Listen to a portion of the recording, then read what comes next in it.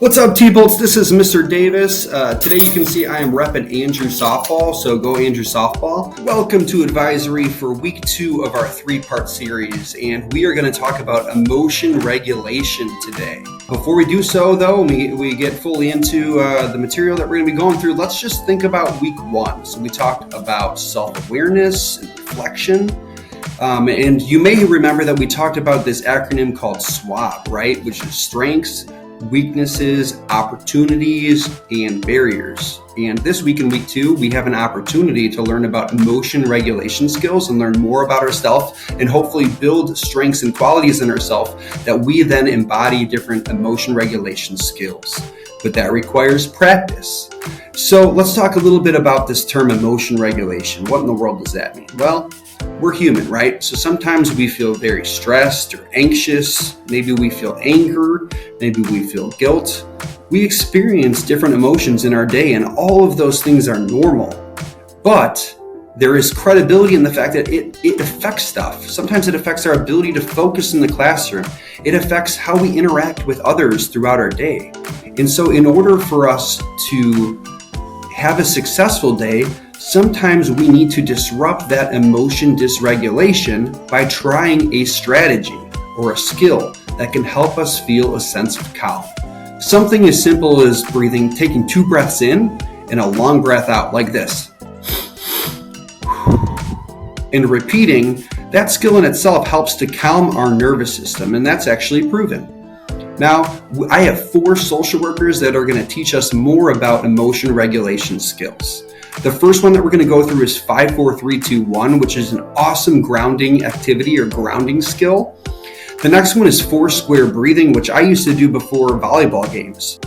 The third one that we're going to learn is a visualization activity called Leaves on a Stream. And I cannot emphasize enough how important visualization can be on de-escalating stress and preparing for things such as like test anxiety, and just super helpful. And then our 4th skill is a brain dump. And a brain dump is really helpful when we're having a lot of different racing thoughts, and we just need to get a lot of those thoughts out of our mind, see them more tangibly, and see them maybe on a piece of paper, and to process through whether these thoughts are things that I should actually be dwelling on, or if it's just adding to my stress and anxiety. Remember, when we are dysregulated, what I mean by that is feeling these heightened emotions. It not only affects us emotionally, but it also affects us physically. And so why week 1 ties in is we have an opportunity to be self-aware, take a step back and to be self-aware and to say, hey, I'm experiencing this dysregulation, and I need to try to do something about it by trying some of these skills. Teachers, as we go through each video, there's going to be 4. There's going to be a link at the top. If you want to click on that link, it'll take you directly to YouTube so you can expand the screen and see things full screen. Otherwise, you can just play the video and it might be smaller, but you can try to magnify if you prefer to do it that way as well.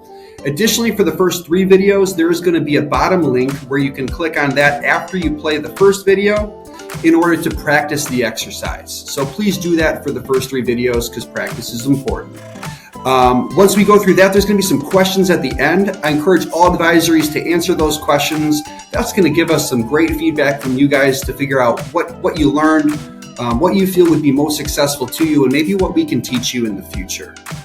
If there's any student out there that feels like they want to learn more about different skills regarding emotion regulation, I encourage you to reach out to your counselor, make an appointment with them. We want to give you all the tools and resources to help you to feel successful and to help you grow in this area if it's on your heart to. I hope this message and this information is really helpful to you. Go T-Bolts!